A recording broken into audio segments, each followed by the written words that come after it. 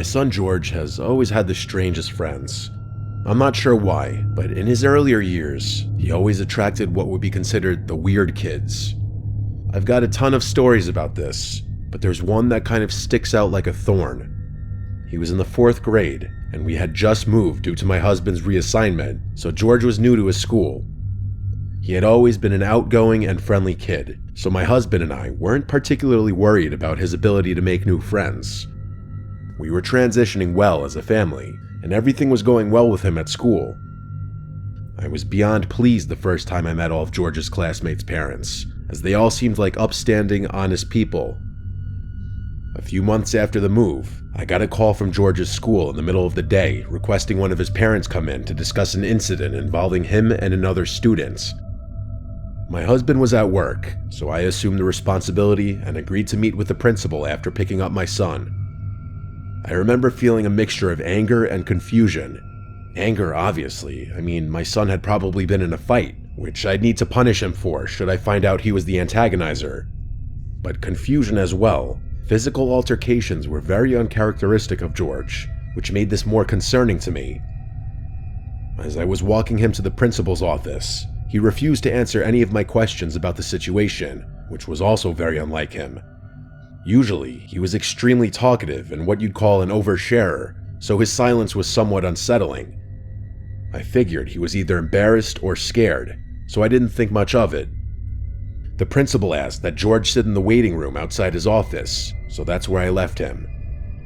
After closing the door, the principal directed me to a chair in front of his desk, which is where I sat down. He began asking me questions about George, the kinds of questions you'd expect.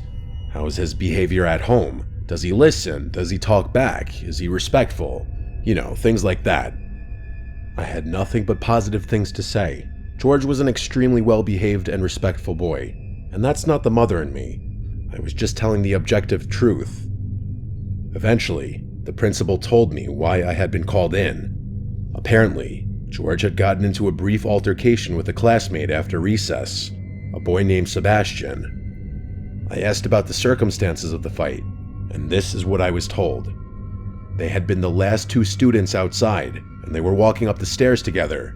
Seemingly out of nowhere, George pulled an eraser out of his pocket and struck Sebastian over the head with it, causing him to fall to the ground and start screaming. I was baffled. It was totally unlike George to do something like that without being provoked. Plus, I had heard about the Sebastian boy before. George spoke fondly of him, like they were close friends. I asked the principal more questions, but he didn't seem to have the answers, and ultimately admitted that no one had seen the incident, but both boys had independently confirmed details of the story. He then said that George wasn't in trouble, as a little fight wasn't too uncommon. He told me that he just wanted to inform me, and that no further action would be taken, which definitely calmed me down. After that, he excused me, so I left.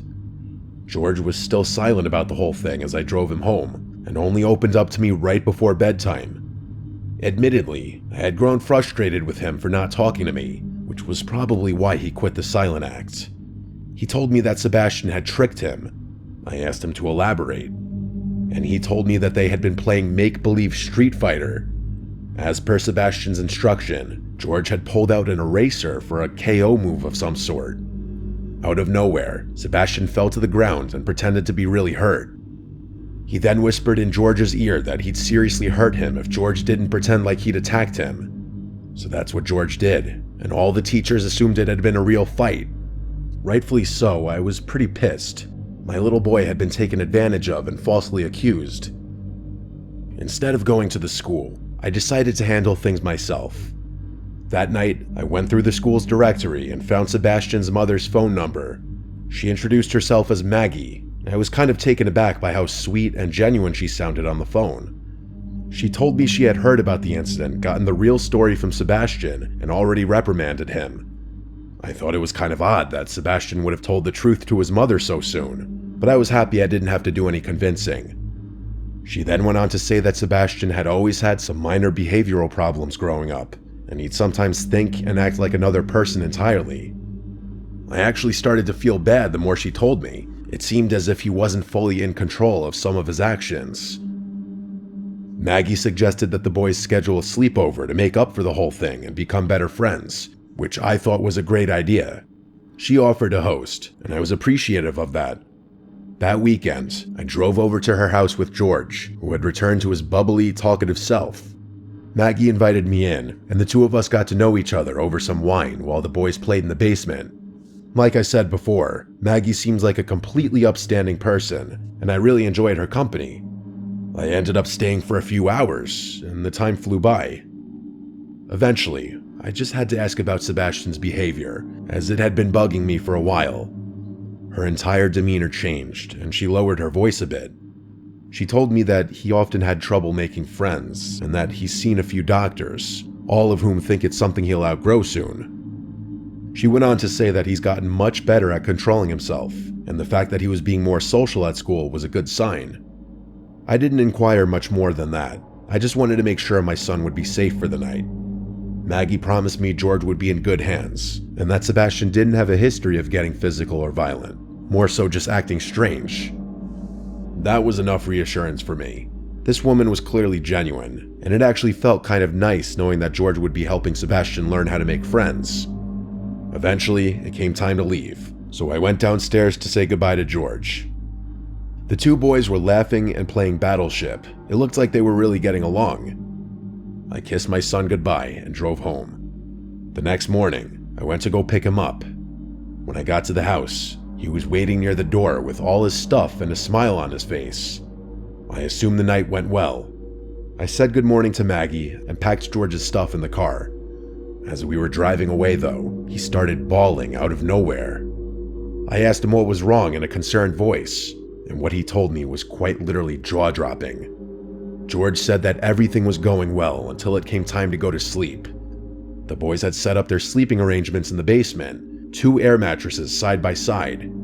Everything seemed normal when they went to bed, but at some point in the night, George woke up. He wasn't sure why at first. Then he heard something. Whispering. It was coming from the bathroom. The door was slightly open, and there was a strange flickering light inside, not like a regular bathroom light. As George described it, it seemed more like a candle light. He listened closer and realized it was Sebastian talking. But he wasn't just talking, he was having a full conversation. George thought maybe he was on the phone or something, but the more he listened, the weirder it got. Sebastian wasn't calling himself Sebastian, he was calling himself Mr. Jim. George felt frozen. It was like Sebastian thought he was someone else, and he wasn't talking to anyone, just the mirror. Then the candle went out. Everything was dark again. George squeezed his eyes shut, pretending to be asleep.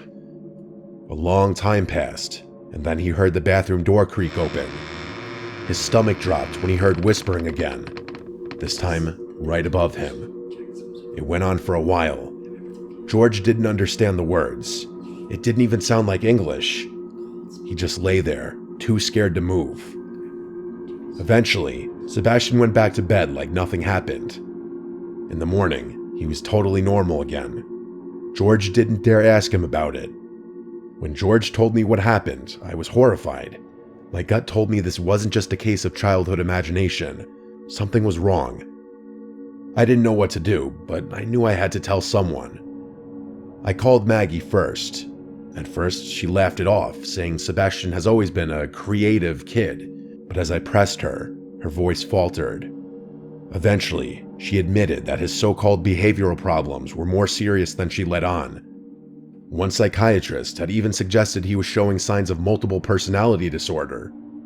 They had already moved twice before, she told me in a hushed tone, because Sebastian had been kicked out of school. I was stunned. Furious even. Why the hell hadn't she told me this before? Why would she put my son in danger like that? Then she did something unexpected. She begged me not to notify the school. I didn't know what to say. Part of me wanted to respect her wishes, but another part of me knew that something was very wrong. I blurted out, "Okay," and hung up the phone before she could respond. I told myself I'd make my decision by the end of the week, but I never got the chance. That Monday, Sebastian full-on attacked another student at recess. It was serious enough that the school sent out a statement to all the parents, though they kept the details vague. By the end of the day, I found out that he had been expelled. I tried calling Maggie, but her phone had seemingly been disconnected. The situation was incredibly unsettling. Just days ago we had spoken, and now, suddenly, she was unreachable. I didn't even know what I wanted to say to her, just that I wanted to say something. There were no other numbers or emails in the school directory, just that one number that was now disconnected. A few days later, the curiosity got too overwhelming, so I bit the bullet and drove to her house. When I arrived, it was completely vacated. No moving trucks, no sign of a rushed departure, just gone. It didn't make sense. How could they have left so quickly? I tried looking them up, searching for any trace of them online. I found nothing. No forwarding address, no mention of them anywhere. It was like they had never existed at all. That was a long time ago, and George wasn't too badly affected by it. In all honesty, I think he's mostly forgotten about it. I haven't, though. I often think about what could have happened to my son that night in that basement, or what kind of things that kid Sebastian has been doing since.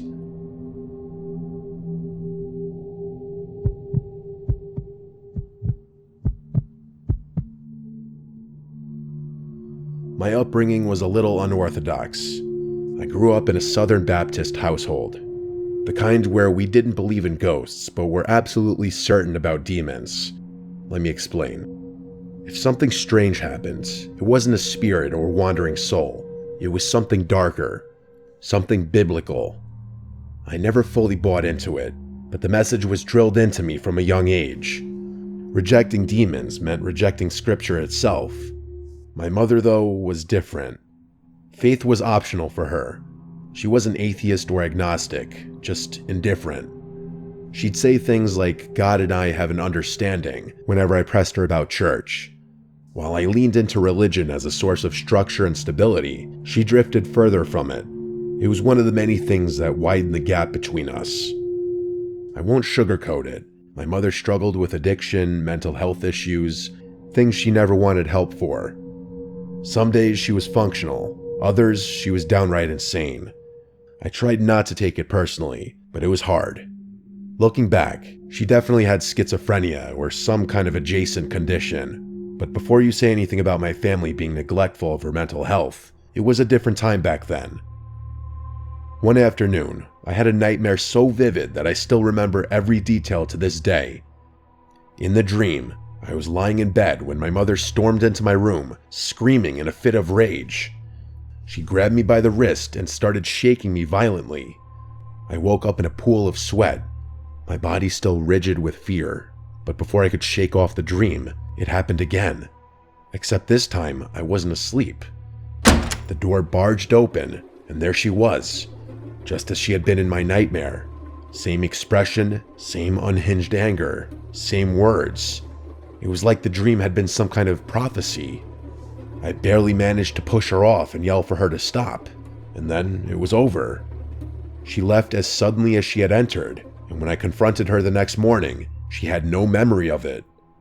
She seemed confused, even a little hurt that I was so shaken.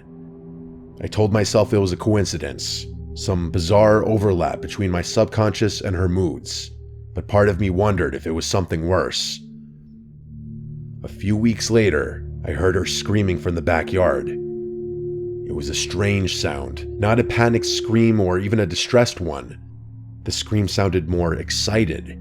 I don't even know if that makes sense, but that's the best way I can describe it. I rushed outside and froze at what I saw. My mother was standing in the yard, grinning, holding a massive 7-foot-long snake in her bare hands.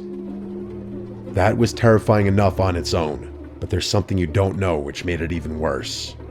My mother had a lifelong phobia of snakes. She couldn't even look at them on TV without recoiling. But there she was, gripping one like it was a toy. She said, "Come here," and motioned for me to grab the snake. I took a step back, shaking my head. I literally said, "Mom, what the hell?" But the look in her eye told me she couldn't even understand the words I was saying. She just smiled wider and tilted her head like she was trying to scare me. I couldn't deal with it. I turned and ran back inside, slamming the door behind me. My heart was pounding. I peeked out the window and saw her still standing there, holding the snake like an offering. Eventually, she let it slither onto the ground and walked back inside as if nothing had happened. Later, when I asked her about it, she shrugged like I was making it up. She told me I must have had a strange dream and refused to entertain me when I continued to ask about it. That was nothing compared to what I'm about to tell you, though. That winter, my church held an overnight lock-in. I was relieved to go. Church was my escape, a place where I could be around predictable, normal people. My mother dropped me off completely sober and even kissed my forehead before driving away. At around 4:30 a.m., just as we were settling into sleep, a loud knocking echoed through the chapel. We all sat up, glancing at each other.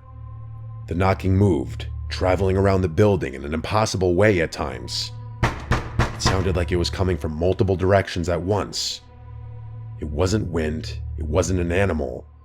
It was rhythmic, circling the chapel like someone or something was trying to break in.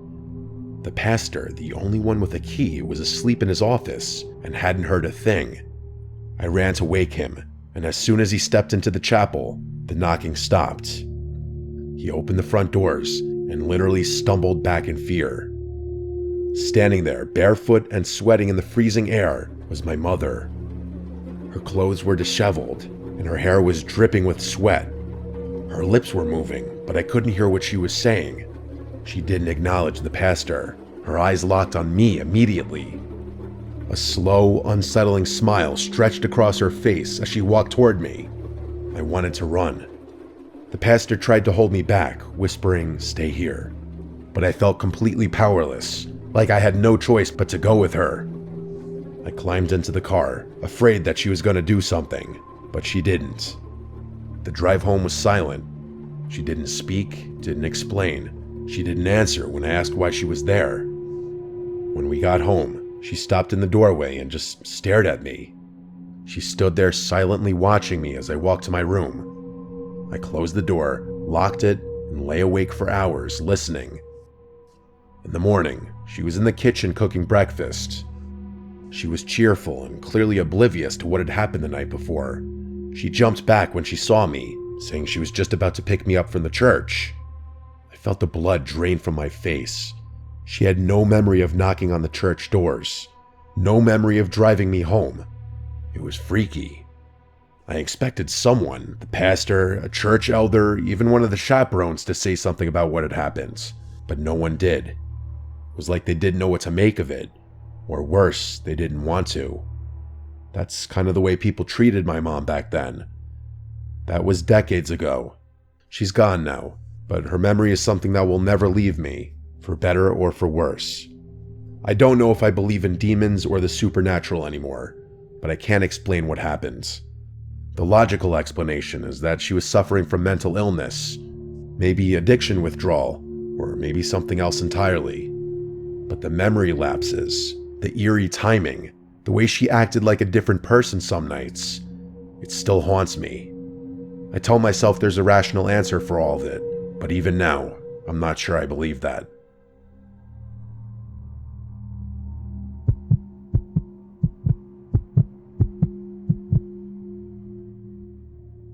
My eldest son started sleepwalking when he was about 8 or 9. I had heard of kids going through phases like that, so I wasn't too concerned at first. It was just one of those things. A little unsettling, sure, but nothing I thought much about. I'm a pretty light sleeper, so none of my kids have ever been able to sneak around the house at night without me knowing. That's actually how I first figured out about my son's habit. Most nights, I'd wake up and find him standing in the hallway outside my bedroom, rocking slightly on his heels, shifting his weight from foot to foot. His eyes would be open, but they weren't seeing anything. That was the one part that always got me. For any of you who have lived with a sleepwalker, you know exactly what I'm talking about. His gaze would pass right through me, empty and distant, like he was looking past me into something I couldn't see. It was always extremely strange, and I never fully acclimated to finding him like that. Sometimes he'd mumble something under his breath, words too soft and slurred to understand. Other times, he wouldn't make a sound. just standing there, breathing in that slow, steady way that somehow made it even worse. I gently guided him to bed, whispering his name, telling him everything was fine. He never seemed to remember any of it in the morning.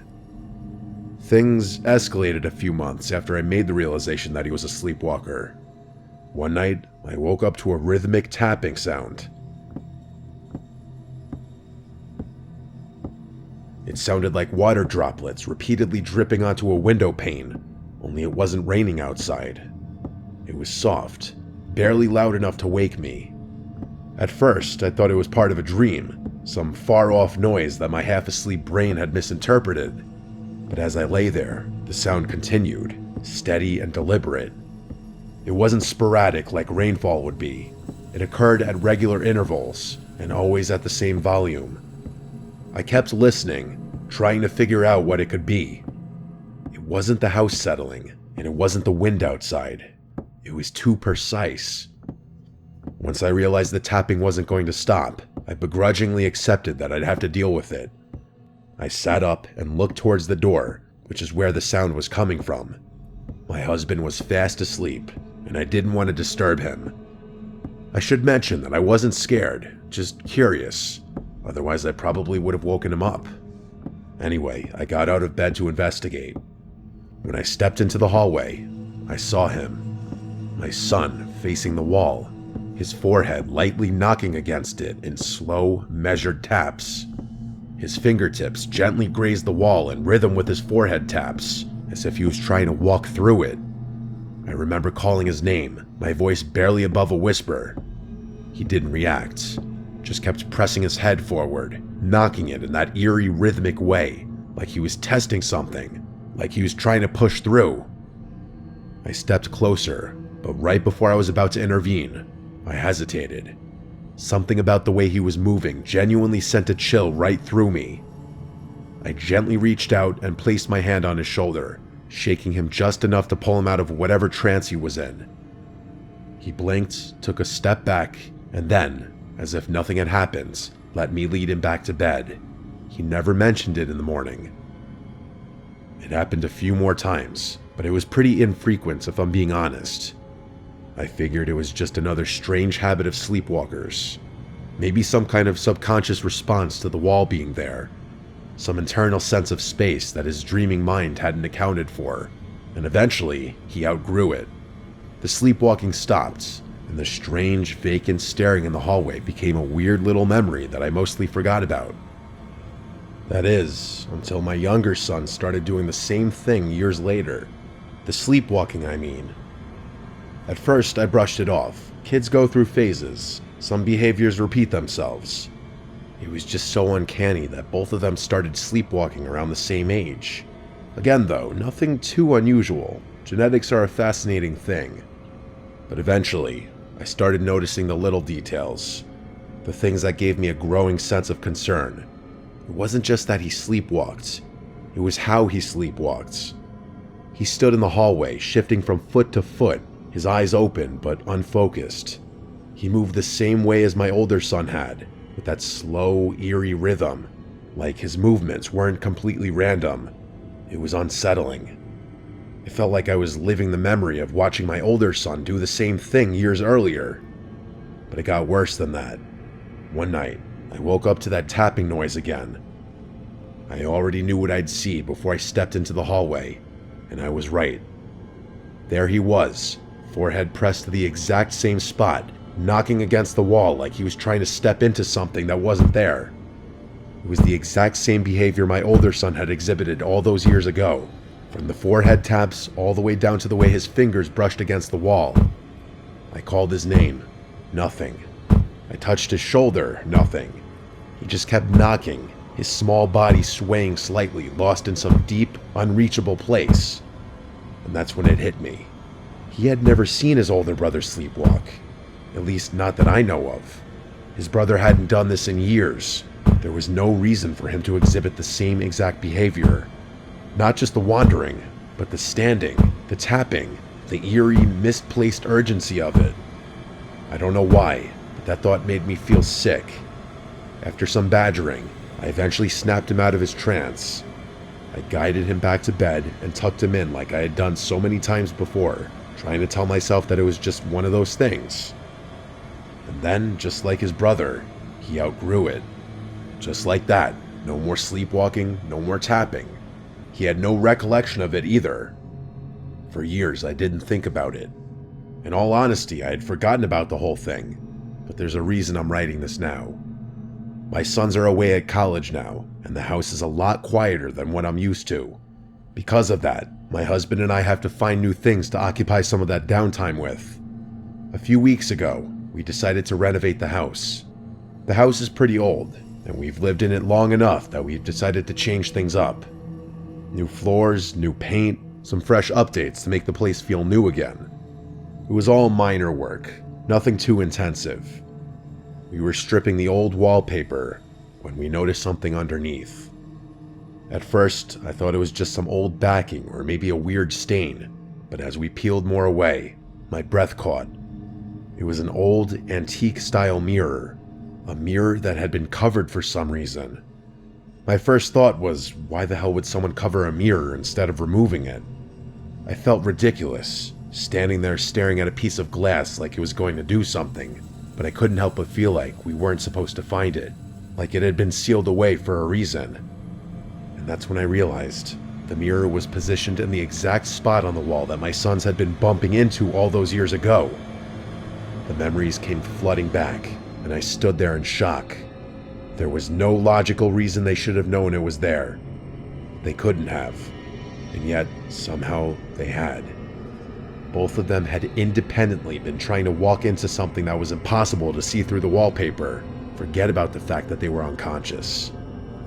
I immediately got rid of that mirror, but I'm still pretty freaked out by the whole thing. There's got to be some kind of rational explanation for this, but I can't think of one. I still don't know what to make of this. I really don't.